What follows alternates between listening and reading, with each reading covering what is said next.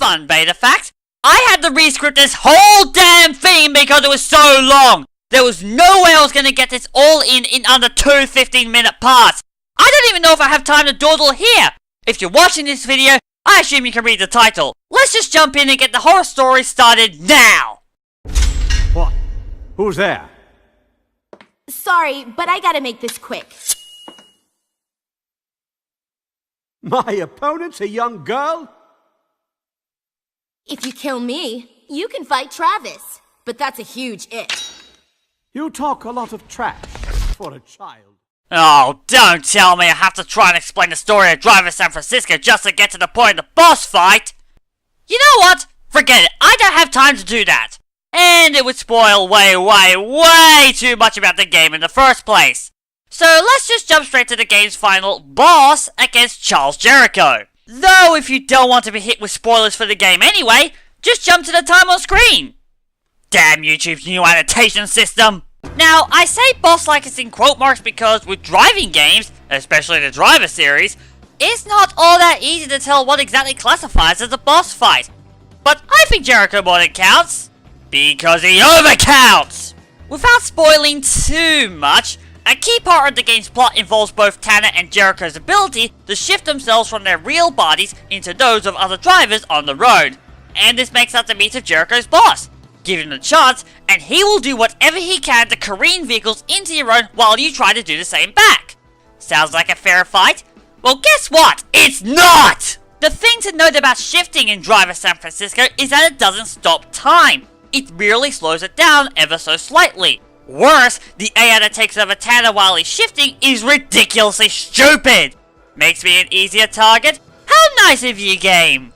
So you would think that the easiest solution would be to stay in your body and just ram Jericho with your car, right? Well, it's not that easy, I'm afraid. The damage done through ramming is determined by vehicle size comparison and direction of impact, as you would expect. Logic alone dictates that a 1970s American muscle car is in no way evenly matched up against a modern day pickup truck. So on its own, ramming does very little damage unless you're in a massive truck, which requires shifting. Say hi to our friend for the time being, Catch-22. And while we're at it, might I point out that Jericho is a bit more than relentless with his attacking? Trust me, it's even harder and more annoying than it sounds. But that's just the first phase of the fight. There's more! After you manage to knock Jericho down to size, you then need to chase, repeat, chase him down the highway while he proceeds to ram you with vehicles left, right, and center. And at about the midpoint, he starts throwing vehicles at you, with pinpoint accuracy. And these attacks do quite a lot of damage if you don't avoid them. And in the final phase, Tanner realizes that he can throw cars at Jericho too. So that's what you do. Shift the cars to throw them at Jericho, while he does the same back. So we're back to square one all over again. At least this time you don't have to worry about your vehicle being controlled by some stupid AI. But it also means that your best method of attacking Jericho has been taken away. Be surprised, but throwing vehicles at Jericho doesn't do all that much damage, so it takes quite a while to bring his health down. But there is one aspect of this boss I've yet to mention that covers all 3 phases. You have to stay on his tail for the duration of the entire thing! If you lose him at any point or get knocked out, you're starting the phase over from scratch, which can lead to a lot of redoing all that hard work you put in. And Jericho doesn't drive slowly or stupidly either. He'll do anything to get away from you. He doesn't care about beating you at your own game. He just wants you to stay where you are. I suppose it makes sense from a story standpoint. And I will admit, the fight itself isn't bad. It's just that the gameplay here is so damn annoying. Do you have any idea how many times I had to restart each phase? I lost count and stopped caring after what was probably an hour! I guess I could try to explain what exactly is going on, but I'd spoil too much about the game in the process. Want to know for yourself? Pick it up! Good game! I wouldn't waste another second bullshitting. Why don't we just kill each other? Right now. You son of a bitch! That's more like it! Oh, for crying out loud, do I have to explain this game too? Stuff it, I couldn't care less about this game enough to give a f*** about explain why I hate it. At least, not yet. Just tell me what the horror story is and we'll get on with it.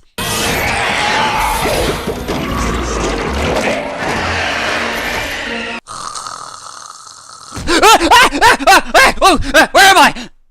Oh yeah, I have to talk about the final boss of this piece of trash.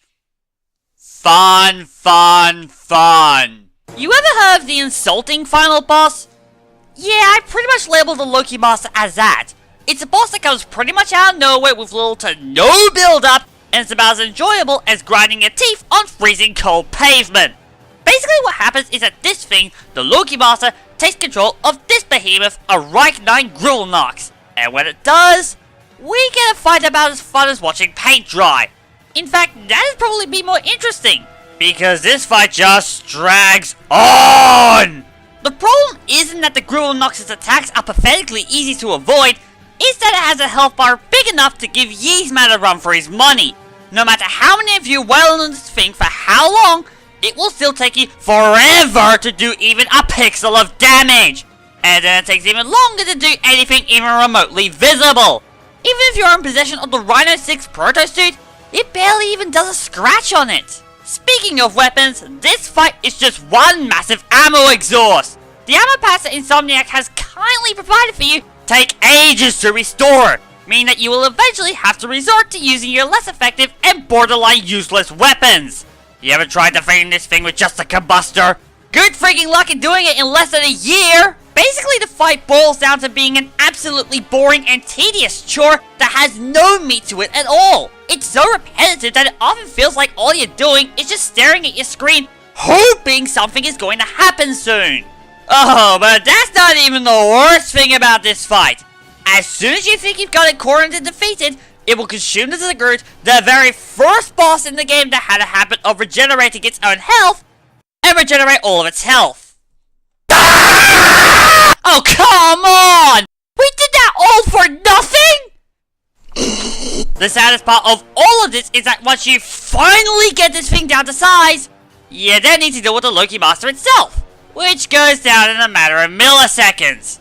No, seriously, it's that pathetically easy to defeat! What a great way to cap off a terrible boss in one of my least favorite video games of all time for being a tedious chore, by being an absolute joke!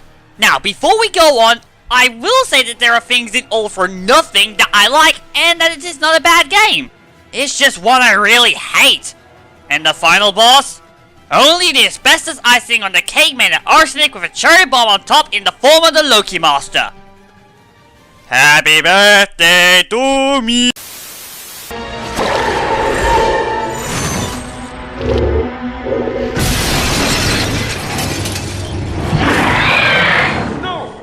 Mr. Tingles, bad!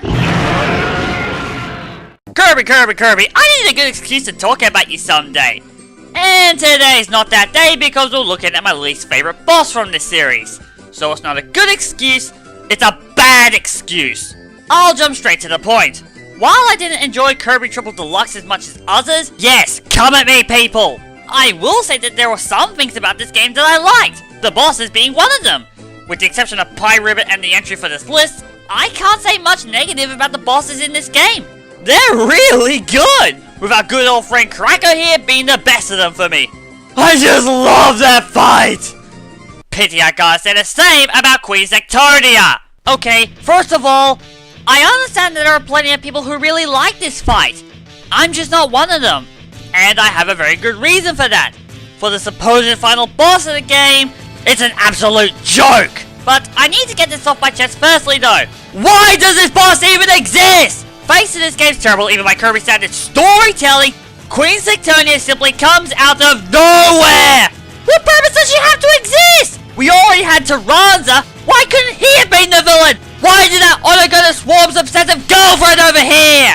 As you can tell, I hate Queen Sectonia! And that's all without mentioning how much I hate her boss fight! Like I said, this fight is a complete joke. In fact, I go so far as to say that she is the easiest boss in the whole damn game. Now, I forgive a supposed final boss for being easy if it's fun, like Emperor Chaos for example, but not only was there no build up to this fight, it's just no fun. It's boringly easy. Every single one of Sectonia's attacks are pathetic to avoid, either because they're easy to predict and telegraph, or because she takes forever to actually perform them, giving you more than enough time to dodge. And if you somehow get hit by one of these attacks, they may as well deal no damage because they deal very little at all. But what's the point of dodging attacks if you can't hit back? How about having every possible chance to do that? Opposed to the other bosses in the game, Sectonia barely goes to the background, meaning that you can just wail upon it with whatever attack suits you just fine. The copy ability doesn't matter at all. In fact, she's a joke even without a copy ability. That's just sad. But what's even sadder than that? How about bringing this boss back without any alterations at all? No, you're not seeing the same game again. This is a different game. It's Planet Robobot. And it's the same fight. The same damn fight! There is no difference between the two at all, except for one slight attack difference that makes no impact on the boss at all! It's still a total joke of a fight, just in a different game! And it doesn't even have a different lick of paint! Can you believe that this fight is fought in the true arena? You know, the super hard endgame challenge? How depressing. You know, I'm surprised that Hal didn't bring back Darch instead. I bet you he would have been a much better fight than Sectonia. At least Flower Sectonia and a Soul Battle are better, if only slightly. Believe me, you might fight a bee, but it sure ain't sweet.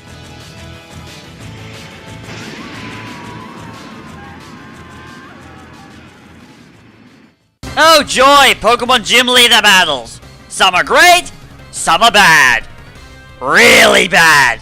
What more do you want me to say? I thought so. So I'll cut straight to it then. I'm not going to target any of the forgettable ones from X and Y because I didn't really dislike any of them. And as tempting as it would be to go with the torture that was Whitney from Gen 2, just as everyone else has, I won't. Because there was someone well before her that drove me insane! In fact, this is the only Pokemon Gym battle that has scarred me for Pokemon life. Regardless of how many times I replay this game, and no matter how much better I get, I still despise this gym leader fight.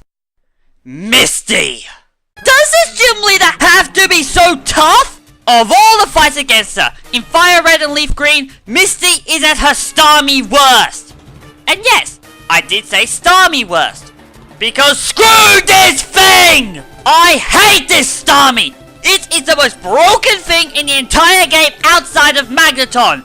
And that's without its ridiculous stats for a second gym battle. To understand why I hate this thing so much, you need to know its moveset. Swift, Water Pulse, Rapid Spin, and Recover. Kind of unorthodox?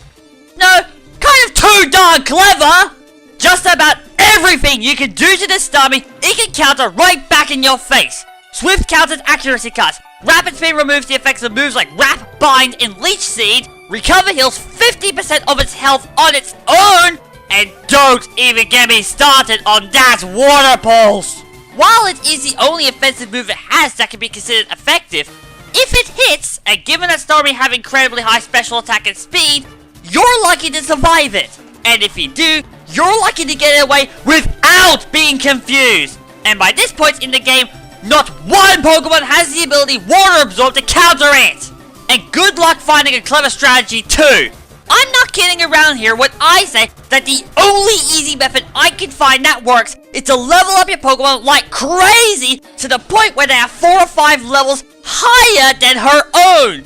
Because everyone wants to grind in this game! Just let me remind you of something. This is a remake of Generation 1! A generation of Pokemon when you can simply muscle your way through and be victorious. In fact, you can still do that with several of the other gym leaders with little hassle. But here, you just cannot without over-leveling the heck out of your Pokemon. The only consolation is that Starmie's ability is a total waste of coding, making it non-existent and useless. Nice! It makes up for nothing. If only Alolan Rattata existed at the time. By no means is she the hardest fight in the game, but god damn, I hate how hard she is for so early on. Oh yeah, almost forgot. She also has a Staryu. It's there. I need a serious break from this, everyone. I'll see you all soon with my top 3 least favorite bosses. Not that I'm looking forward to it. Stay tuned for the worst of the worst. Be patient, and I will see you all soon.